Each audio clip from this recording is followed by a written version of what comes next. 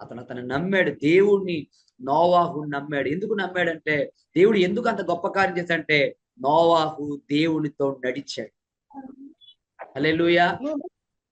ఈ దినాల్లో ఈ దినాల్లో ఈ తరములో నువ్వు దేవునితో నడిచే వ్యక్తిగా మారాలి. దేవునితో నడిచే వ్యక్తిగా మారాలి. కొంతమందికి జ్ఞాన బలం ఉండొచ్చు, కొంతమందికి ఖండ బలం ఉండొచ్చు, కొంతమందికి ధన బలం ఉండొచ్చు. మనకు మన దేవుడే బలం, మనకు మన దేవుడే సహాయం, మనకు మన దేవుడే అన్ని. ఆయనే ఉన్నతమైన కార్యాన్ని నీ పక్షంగా జరిగిస్తాడు. నువ్వు దేవునితో నడవాలి, దేవుని కోసం నడవాలి. ఆ తర్వాత దేవుడు సేవ పిలిపించాడు. నేను దానికి ఒప్పుకోలేదు, కొన్ని సంవత్సరాలు నేను రానని చెప్పాను. తర్వాత దేవుడు నన్ను సేవ పిలుచుకున్నాడు. పార్ట్ టైం సేవ చేశాను. ఒక 5 years పార్ట్ టైం సేవ చేసిన తర్వాత ఫుల్ టైం సేవకు దేవుడు చేత పిలువబడ్డాను. దగ్గరగా నేను ఇప్పుడు దేవుడు సేవకు వచ్చి 15 ఏళ్ళు అయింది. దేవుని పెట్టారు. నా 18 ఏట దేవుడు నన్ను పట్టుకున్నాడు. నా 18 ఏట రాక మునిపే నేను 3 సంవత్సరాలు సండే స్కూల్ చెప్పాను. ఈ పరిచర్య అంతా లెక్కేస్తే 15 ఏళ్ళు దేవుడు తన కొరకు ఒక బలమైన ఆయుధంగా నన్ను దేవుడు వాడుకున్నాడు. అనేక మంది జీవితాన్ని దేవుడు మార్చాడు. ఎంతో మందిని దేవుడు స్వస్థపరిచాడు.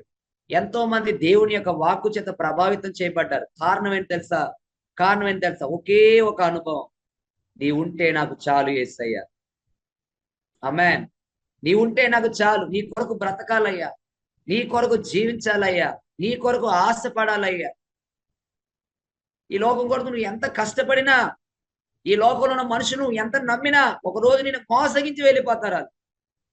ఒకరోజు దెబ్బ కొట్టి వెళ్ళిపోతారు నిన్ను. కానీ నువ్వు దేవుని గనక నమ్మితే ఎన్నడూ నువ్వు నష్టపోవు, ఎన్నడూ నువ్వు అన్యాయాన్ని చూడవు. ఎందుకంటే ఇది పిలిచిన దేవుడు ఎంతైనా నమ్మదగినవాడు. హల్లెలూయా. నేను పిలిచిన దేవుడు ఎంతైనా నమ్మదగినవాడు. నువ్వు ఆయనను మోసుకుని వెళ్ళే ఆయన పాత్రగా నువ్వు ఉన్నావు. ఆయన మంచితనం అంతటి పొందుకునే పాత్రగా నువ్వు ఉన్నావు. ఈరోజు నీ గురించి నువ్వు చిన్న అంచనా వేసుకుంటున్నావు. కానీ దేవుని వాక్యం సెలవిస్తుంది అని తెలుసా అండి? దేవుని వాక్కు నోవాహు యెహోవా దృష్టి యందు కృప పొందినవాడు ఆయన. ఆమేన్. ఈ రాత్రి మీ అందరూ లైవ్ లో ఉన్నారు. మీరు ఏదో సాధారణంగా వచ్చారని మీరు అనుకుంటున్నారా? కాదు. మీరు దేవుని దృష్టి యందు కృప పొందారు. దేవుని చేత కృప పొందిన వారుగా మీరు ఉన్నారు. దేవుని చేత కృపని అనుభవించడానికి మీరు యోగ్యులై ఉన్నారు. దేవుని కృపను పొందడానికి ఈ తరంలో దేవుడు ఎన్నుకున్న పాత్రలై మీరు ఉన్నారు.